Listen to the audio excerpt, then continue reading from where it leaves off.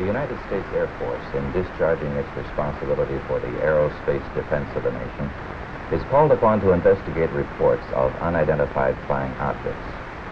Two Air Force officers have over the years been very closely associated with this activity. Lieutenant Colonel Lawrence Tacker was formerly the chief spokesman for the Air Force on the matter, and Major Hector Quintanilla is now the chief of Project Blue Book. Major Quintanilla, what are the objectives of Project Blue Book? The objectives of the program are twofold. They're the same as they have been since 1953 when the regulations were written. First of all, to try to determine if the UFO phenomena presents a threat to the security of the United States.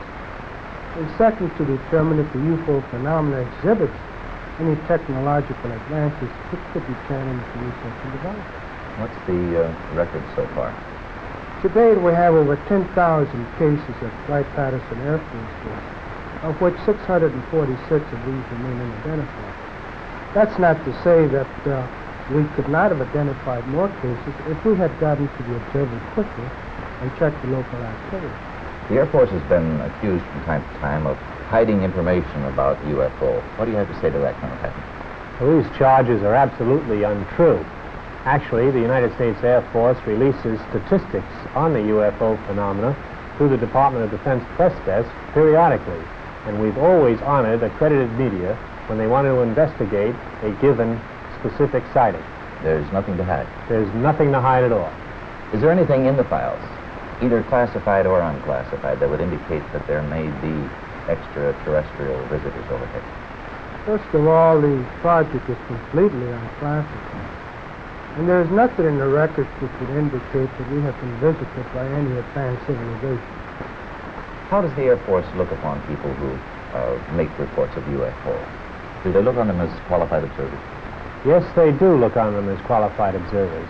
Actually, most people who report a UFO sighting are patriotic citizens who have been mystified by something that they've seen, and through a patriotic sense, report it to the local law enforcement officials or to the United States Air Force Base near them. What would you consider as a person qualified to interpret what he sees? Well, I consider astronomers are genuinely expert in their field. First of all, they have a tremendous advantage over the other physical scientists, and that is that they have powerful telescopes and photographic equipment to confirm their interpretation. Do astronomical laboratories make any contribution to the UFO program? In a negative way, they do, because I've never received a UFO report from an observatory. Not a one? Not a single one. Well, how about the tracking and detection facilities that the Air Force itself has? How does this fit the program? Well, actually, to begin with, the United States Air Force is charged by an act of Congress with the air defense of the United States. And the North American Air Defense Command and the Air Defense Command have space tracking facilities which are constantly on the alert 24 hours a day. We're interested in anything that flies in our atmosphere. Well, how about UFO reports in other countries? How are they handled? Well, UFOs actually occur worldwide. However, the United States is the only country in the world that places as much emphasis on the phenomenon.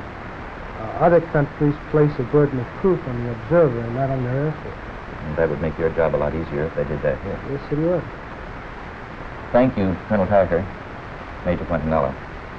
I would like to close by reading a very brief excerpt from the report of the Air Force's Scientific Advisory Board, which they made recently upon completing a detailed review of the subject of UFO. This is a statement. The committee concluded that in the 19 years since the first UFO was sighted, there has been no evidence that unidentified flying objects are a threat to our national security.